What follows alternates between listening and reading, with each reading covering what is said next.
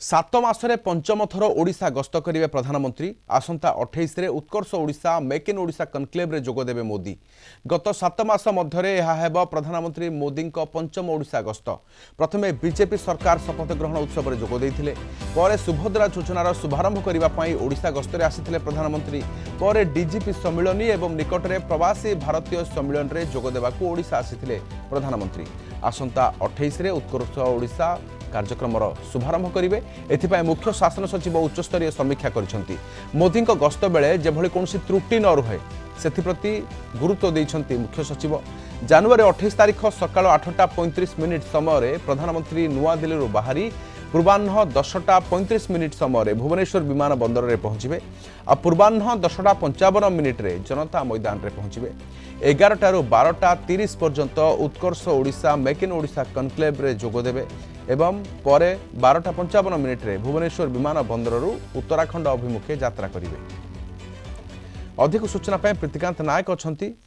प्रीतिकांत, ये 7 मासरे प्रधानमंत्री ये पंचम गस्त होगाकू जाउछि, एथिपाई कौन आयोजन करा जाउछि एवं बंदोबस्त कौन करा जिवो एवं ये प्राय रहणी केते समयर?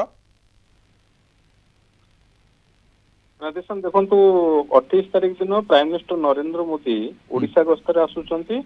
दिन 10:55 समय पहुंचे भुवनेश्वर एयरपोर्ट रे आउ एठू भुवनेश्वर पुणी एयरपोर्ट छाड़िबे 12:55।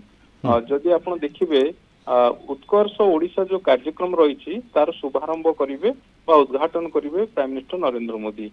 अनेक डेलीगेशन आसुचंती, भारतवर्ष बिजनेस डेलीगेशन माने सब आसुचंती। ता सहित भारतवर्ष बाहर 10 रु अधिक जो देश रही जर्मनी ठू आरंभ कर सिंगापुर पर्यंत सेमानकर प्रतिनिधि से देशर जो माने बड़ बड़ इन्वेस्टर सब रही कार्यक्रम में सामिल होती।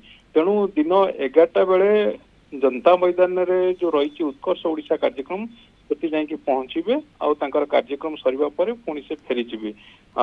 किंतु कथा उठुची जदि आपण गला 7 मास भीतर देखिबे मोदी ओडिशा विजिट को जदि आपण अनुध्यान करेंगे ताहले यही 7 मास भीतर 5 थर यही जो आसीबा 28 तारिख आसवे सेटा को लगेले मिसाइले 5 थर हबाकू जाउची। प्रथमे आसीथिले भारतीय जनता पार्टी रे नुआ सरकार गठन हैला सेतेबेले आसीथिले प्रथम करिक ओडिशा यही 7 मास भीतर। ता परवर्ती समय सुभद्रा योजनार जो सेप्टेम्बर 17 जो शुभारंभ करागला सेतेबेले मध्य आसिथिले प्रधानमंत्री।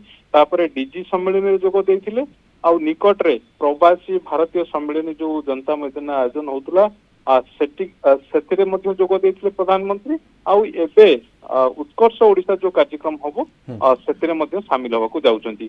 सेतिपाई गतकाली एक उच्च स्तरीय समीक्षा बैठक करथिले मुख्य शासन सचिव आ वरिष्ठ अधिकारी माने गृह विभाग पुलिस प्रशासन ता सहित राज्य सरकार वरिष्ठ प्रशासनिक अधिकारी माने उपस्थित रही। एयरपोर्ट ठू आरंभ करके जनता मैदान पर्यंत जो सुरक्षा व्यवस्था रहिबो ता ऊपर मध्य रिव्यू करा जायछि। ता सहित कोनोसी त्रुटि जेभली कोठी भी परिलक्षित न हुए प्रधानमंत्री गस्त समय ताकू गुरुत्व दिया जायछि। और सेही अनुसार जो जो डिपार्टमेंट जो दायित्व रही ताकू सुचारू रूपे पालन करने पर मुख्य शासन सचिव परामर्श रखिंट। आउ एबे समस्तंकर जेहेतु उत्कर्ष ओडिशा कार्यक्रम को लेकिन वर्तमान चली प्रस्तुति जोरदार चली शेष पर्यायर पहुंचला। तेणु एबे मोदी अपेक्षा को रही 28 तारिख में ओडिशा गस्तर पुणी थे। बहुत बहुत धन्यवाद तमाम सूचना आम सहित प्रीतिकांत नायक रही सूचना। आसंता 28 रे मेक इन ओडिशा कनक्लेव रे जोग देबाकू जाउछंती प्रधानमंत्री नरेंद्र मोदी एवं यह पंचम थर ओडिशा गस्त हेबो एवं यह पूर्व मध्य प्रस्तुति संपर्क में मुख्य सचिव मनोज आहूजा समीक्षा मध्य करथिबा देखिबाकू मिलुछि।